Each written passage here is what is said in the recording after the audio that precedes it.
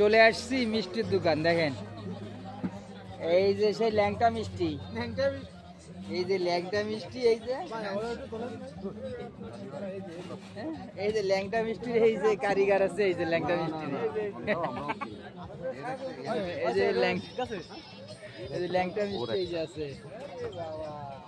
মিষ্টি কোনটা থেকে কোনটা নেব? আরে এদিকে আছে আমাকে, এই যে মিলন কাকা আছে, সুমন ভাই আছে, এই যে সুমন ভাই ভালো আছো? হ্যাঁ ভাই, সবাই আছে, এই যে আমার ভাই আছে, এই যে মিষ্টি আর দই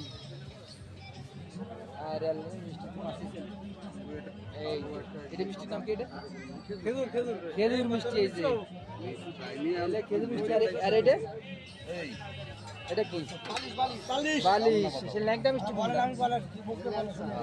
ওই যে এই যে মিষ্টি আর এই 80 টাকার নাম তো আজবেলা আর না, 80 টাকা 20 টা লাভ রাখবো, লাভ হয় না কি হয় তা আমাকে মিষ্টি উপরেটা মিষ্টি খাই নিয়ে গেল। এই যে মিষ্টি রে,